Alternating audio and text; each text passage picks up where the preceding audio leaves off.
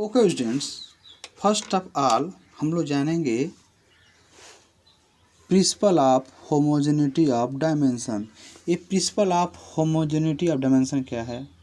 According to this principle only that formula is correct in which the dimension of various fundamental units on one side of the relation are equal to their respective dimension on the other side of the relation। Means हम लोग ये principal इस principal के according कोई भी relation तब correct होगा जब fundamental units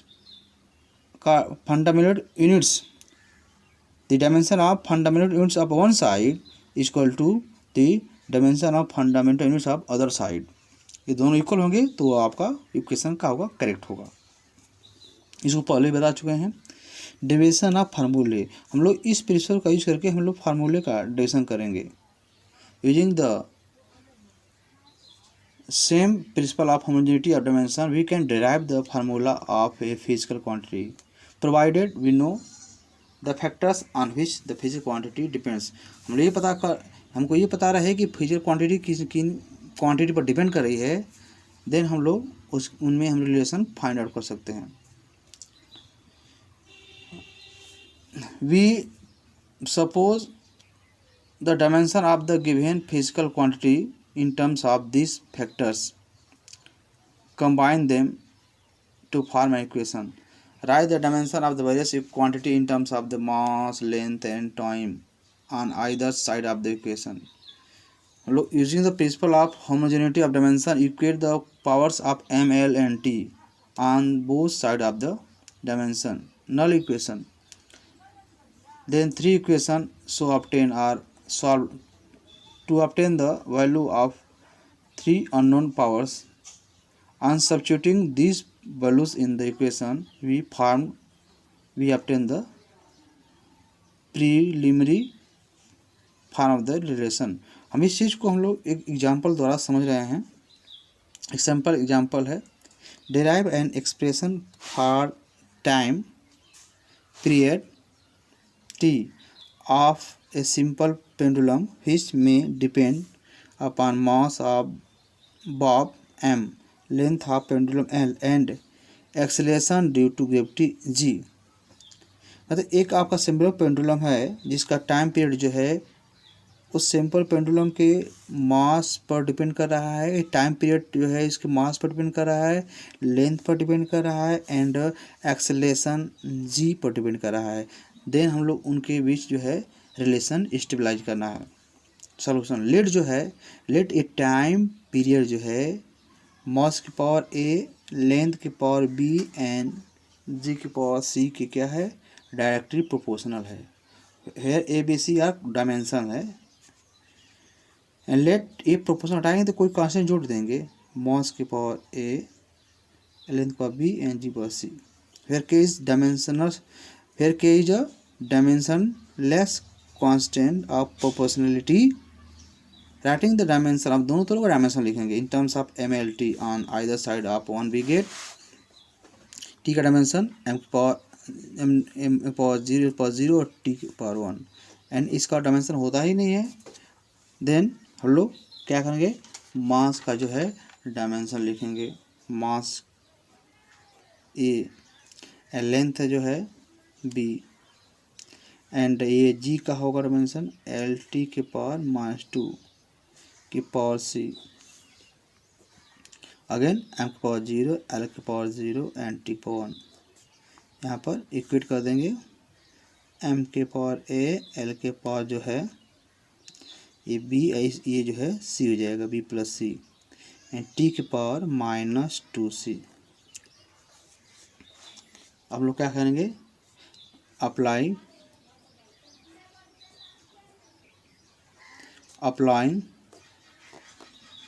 the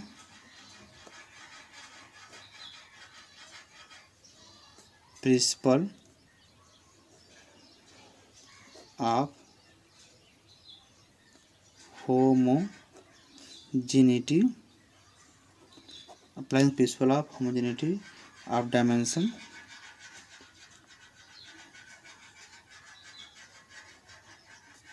we get. देखें यहाँ पर मास की पावर ए है, एम की पावर ए है, एम की पावर जीरो, तो एक वैल्यू का हो जाएगी जीरो। एंड एल की power B plus C, L की पावर का जीरो होते, B plus C equal to zero. And L T की पावर माइनस टू सी है, इधर का टी पावर वन है, तो एक बार जीरो। यहाँ सी की वैल्यू का हो जाएगी -1/2, और सी की वैल्यू -1/2 से पुट कर देंगे तो बी इक्वल टू माइनस सी हो जाएगा, और सी की वैल्यू माइनस है तो प्लस हो जाएगा, बी की वैल्यू का। अब ये ए बी सी की वैल्यू हम लोग पुट करेंगे इक्वेशन किस में, फर्स्ट में।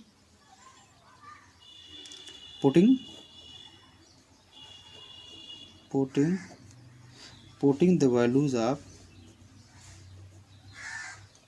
the values of A, B, C in equation first, we get L is equal to K,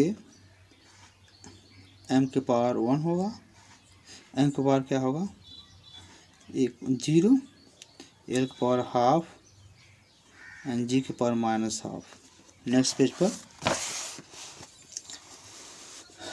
small t is equal to K, L के पावर हाफ, ए G की value नीचे जाएगा तो positive जाएगा, and small t is equal to K √L/G। Experimentally हम लोग K की value 2 pi using other methods we calculate the value of dimension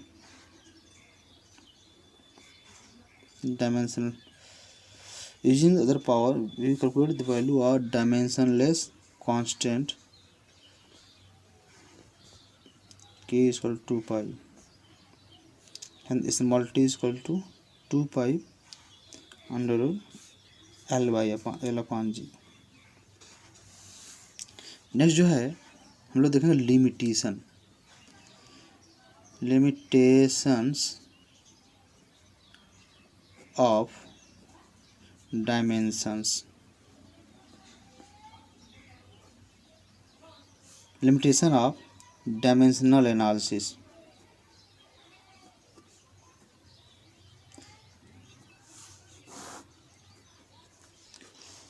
देखें, in conversion of one system of unit into another and checking the accuracy of फार्मूले there is no limitation of the method of dimension. देखें, one system of unit को another system unit में change करने पर और checking the accuracy of फार्मूले में हमें डायमेंशन एनालिसिस की कोई लिमिटेशन नहीं है। लेकिन फर्स्ट हम जानेंगे दिस मेथड गिव्स, ये देखें, this method gives us know information about the dimensionless constant in the फार्मूले। देखें, ये जो है जो डायमेंशनलेस कांस्टेंट होता है उसके बारे में कोई इन्फॉर्मेशन नहीं देता है, ये लिमिटेशन है।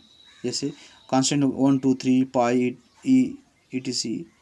This method gives us no information about the dimensionless constant in the formula। देखिए, डायमेंशन एनालिसिस के द्वारा हम लोग डायमेंशनलेस कांस्टेंट के बारे में कोई इन्फॉर्मेशन नहीं मिलता है। सेकेंड इसका देखें लिमिटेशन, अगर क्वांटिटी जो है मोर देन 3, एनी फिजिकल क्वांटिटी है मोर देन 3 फिजिकल क्वांटिटी पर डिपेंड कर रही है, देन हम लोग उनको इक्वेट करके केवल 3 ही हम लोग इक्वेशन अचीव करेंगे, और 3 आपको रिलेशन अचीव होगा, और जो फोर्थ जो होगा उसके बारे में कोई भी इंफॉर्मेशन नहीं मिलता है। कहेंगे मतलब ये है कि in a quantity depends on more than 3 factors having dimension the formula can not be derived। If a quantity depends on more than 3 factors having dimensions, the formula cannot be derived. This is because on equating the powers of ml and t on either side of the dimensional equation, we can obtain 3 equations from which only 3 unknown dimension can be calculated. इसका next जो है limitation, we cannot derive the formula containing trigonometrical function, exponential function, log function etc which have dimension. हम लोग trigonometrical function, exponential function और long function में हम लोग formula drive नहीं कर सकते हैं. द मेथड, अगला लिमिटेशन इसका है 3 था. 4th लिमिटेशन है the method of dimension can not be use to derive an exact form of relation when it consist of more than one part on one side of the equation. जैसे यहाँ पर इसमें किसी एक side में मोर than one part है, तो हम लोग इसका इस रिलेशन को हम लोग फार्मूले के द्वारा प्राप्त नहीं कर सकते हैं. Can not B obtain bye dimension analysis. इसमें 1 टर्म 2 टर्म्स है ना, 1 टर्म रहेगा तो हम लोग कर लेंगे, 2 टर्म वाला को नहीं कर पाएंगे. लिमिटेशन है डायमेंशन एनालिसिस की. एंड लास्ट जो है it gives no information whether a physical quantity is a scalar और वेक्टर. कोई भी फिजिकल क्वांटिटी स्केलर वेक्टर है, इसके बारे में डायमेंशन एनालिसिस कोई भी इन्फॉर्मेशन नहीं देता है. ये था limitation of dimension analysis. Okay student, thank you. Next video next time.